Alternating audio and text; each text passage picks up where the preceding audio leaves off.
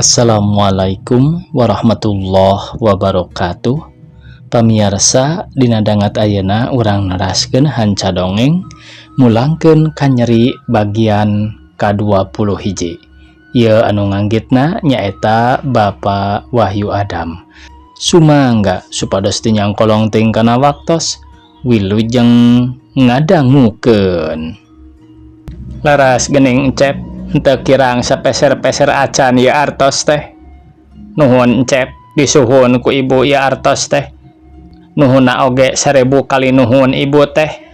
Nyeritana kitu teh bari ngarawu duit dikana sirahnakeun. Sareng saputanganna wae nya Encep, ngarah teu hariwang ragrag mawana. Mangga daya keneh kangge abdi mah. Ke urang simpen heula ku Ibu Encep. Pek caralik bae sareng si Nyai di dinya. Ibu mah rek kahawu, urang dalahar sareng geura.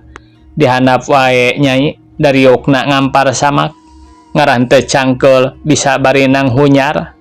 Nyi Aktikah nurut ka ibuna nyandak samak tilep ka jero bumi terus diamparkeun. Korsina dibereskeun ka sisi bilik. Ayeuna ganda dariukna dihandap Nyi Aktikah teu asa-asa jiga ti heula diukna oge manipa adak pisan bari landah lendeh bangun pasrah. Kacida bungah jeung sukana hate ganda di kitu teh boga rasa Nyi Aktikah geus bogana bae ngan kari nunggu waktuna wungkul nepi kana mangsa anu ditangtukeun nyaeta dina poe Minggu hareupna. Jongjon pisan arotel silih oconan barang nu di luar mah teu aya nu dikoretkeun ku Nyi Aktikah ka ganda teh. Indungna keur nguprek di dapur olah keur nyadiakeun dahareun. Atuh samemena pisan teu aya nu ngaharu biru silih kedalkeun katresnan hatena nepi ka ibuna asa kolahna. Kakara ganda jeung Nyi Aktikah parindah ka jero. Bari mawa samak diamparkeun di tengah imah. Beres dalahar jeung baradami pukul 2 berang ganda kakara balik ti imahna Nyi Aktikah. Hatena ngarasa bungah pedah maksudna tereh laksana. Manehna balik nante ka panyewaanana nu dicecingan jeung Nyi Cicih tapi ka kolotna di pasawahan. Urang carioskeun ayeuna nyaeta Nyi Cicih deui.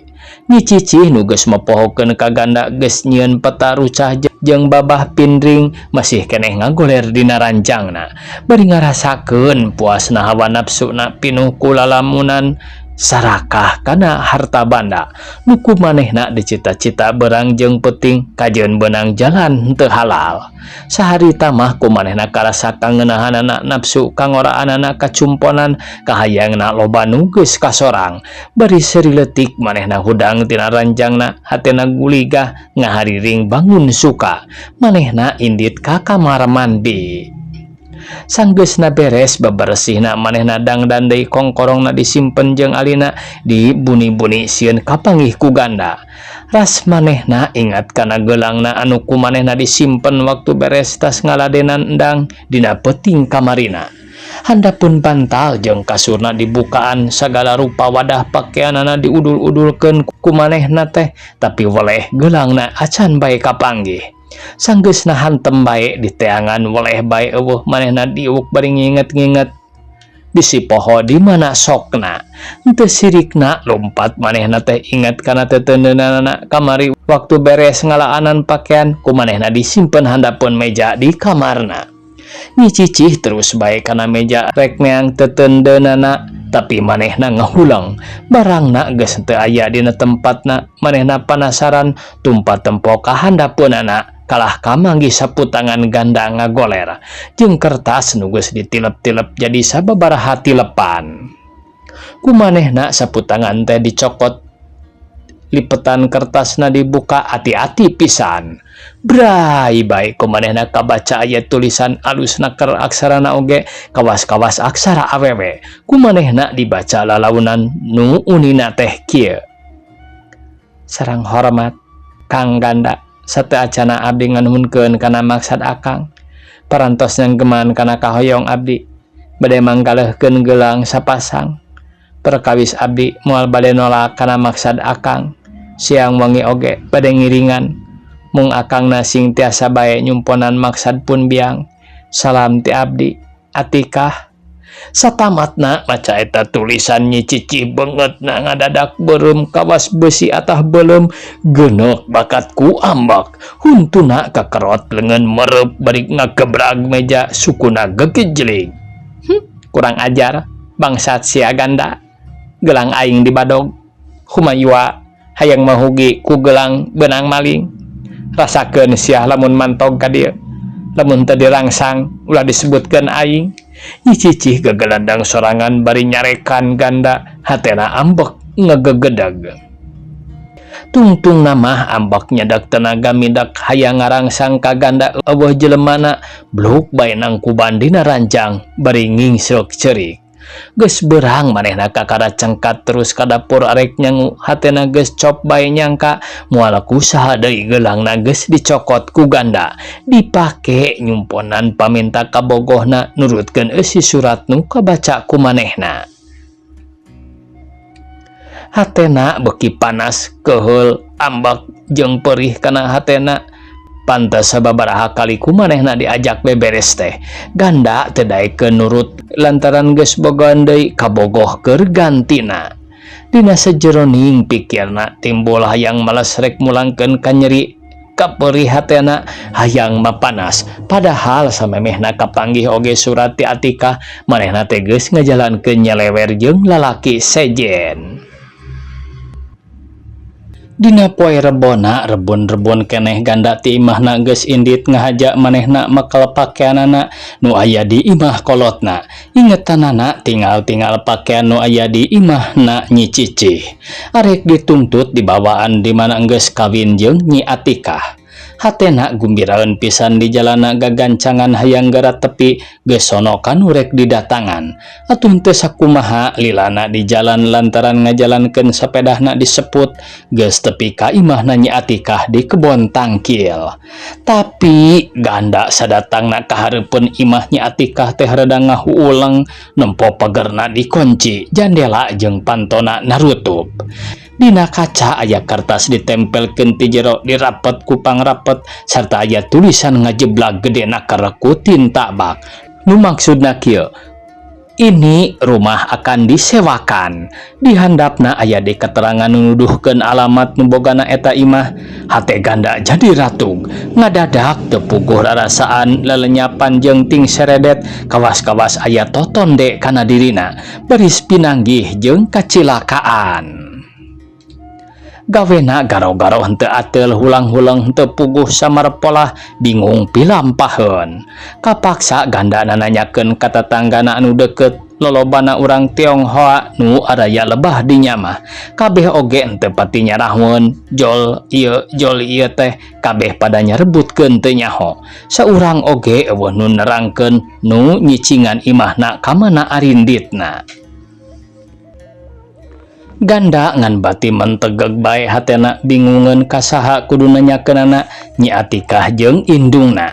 Ret manehna ngareret kana kertas dina kaca nu nyebutkeun alamatna anu boga imah hatena rada bungah deui. Kecelak bae mancal sapedahna ngajugjug ka Sukajadi rek nanyakeun sugan kalaporan waktu rek pindahna Nyi Atikah jeung indungna. Sanajan capek jeung pusing oge ganda teu burung tepi kanu dijugjug tengah poe manehna datangna kanu boga imah teh kawantuna nanyakeun heula henteu ujug-ujug kapanggih tempatna. Tapi kaluarna ti dinya teh manehna lain bungah kalah nambahan kapusingna tinu boga imah teh henteu meunang katerangan nu nyugemakeun tapi sabalikna pisan.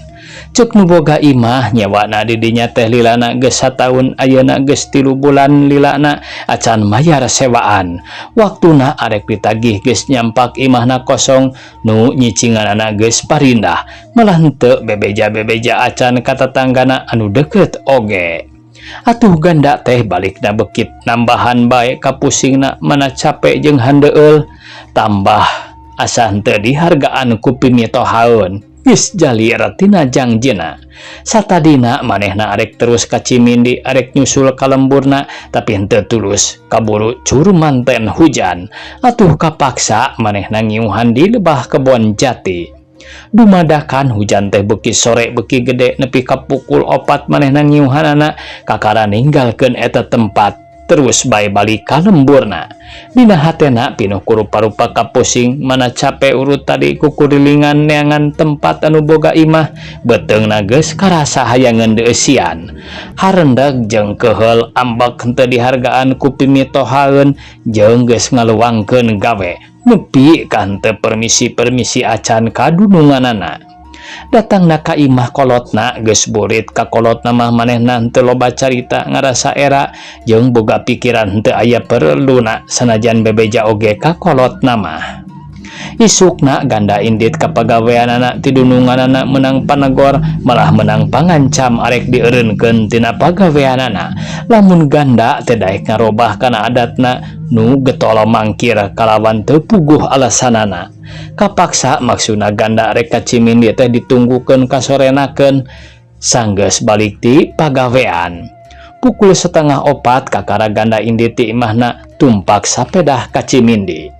Pukul 5 kurang saparapat geus aya di lebah pintu terus kabeh kulon tapi manehna boleh teu manggih gedong cet hejo sakumaha panuduhan pimitohaeunana teh.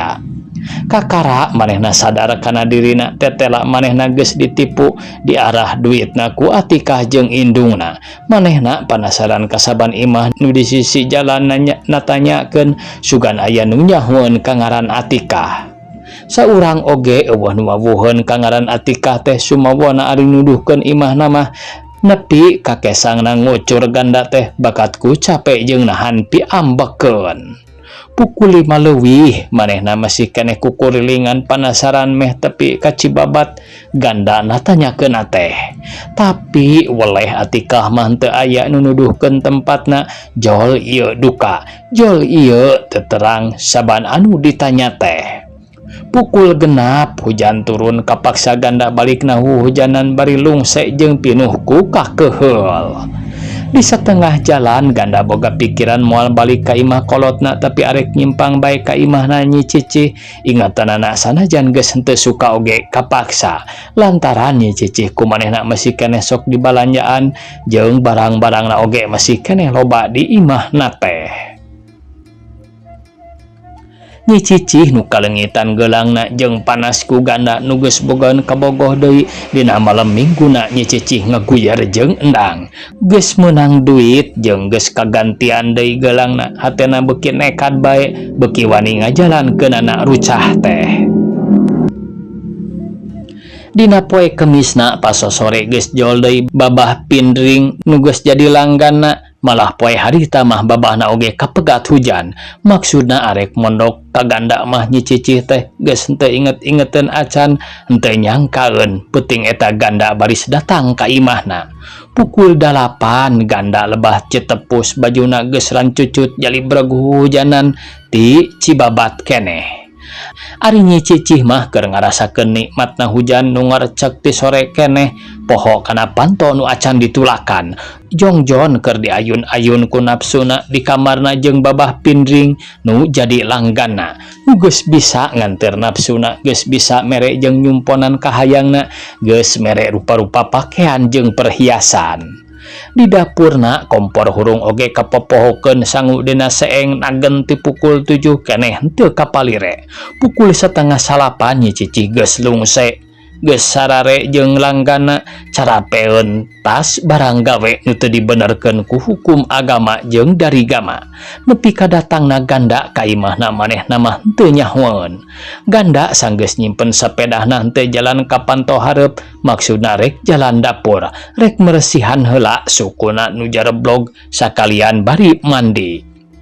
Kabeneran panto dapurna melenge henteu direkepkeun jeung cara angkeneh kadengieun kumanehna sora seeng nyengsreng dina kompor. Atuh henteu kungsi ngagoro-goro deui ka Nyi Cicih teh nyangka aya di jero bae keur beberes. Henteu loba carita deui ganda teh terus bae abus ka kamar mandi mersihan awakna dianduk jeung disalin ku calanana nu geus aya dina gantungan pakaian di dapur kaos jeung calana pondok paranti manehna.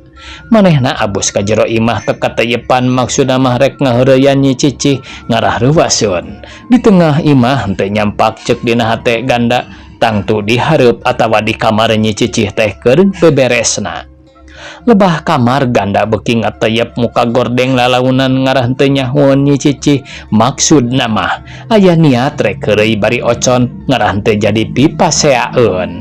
Sanajan make lampu listrik anu ngan ukur 10 watt jeung kelerna bulau oge di kamar teh caang katembong kaayaan di sakurilingna komo lebah ranjang mah nu nying hareup pisan ka lebah lawang sagala rupana oge katembong kabeh kulambuna ngaliglag disingraikeun ka sisi ranjang.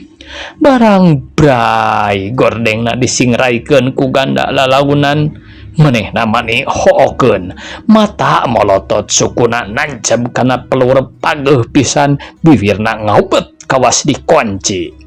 Bakat ganda nu barangasan perwatek jelema bengal hatena nu geus pinuh ku kakeheul jeung kaambek ka Nyi Atikah nu geus nipu ka manehna ayeuna katambahan ku panenjo panonna ka lebah ranjang. Getihna anu memang geus panas ngadak-ngadak ningkat 100% ngagolak minuhan sakujur badana panasna ngaheab nepi kana uteukna. Ganda ngajengkat kana gigireun lomari ngajewang gobang cocoan manehna nu ngagantung dina paku.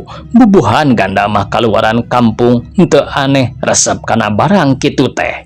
Ngan sakilat gobang geus dipesat tina sarangkana cahyana ngagurilap ka tojo listrik bakat ku herang jeung seukeut dijingjing di babak ka kamar Nyi Cicih. Cerep sora gobang dipake ngadeg ping-ping babah nu keur ngaringkuk di gigireun Nyi Cicih di lawang pisan. Kuah babah ngagurowok.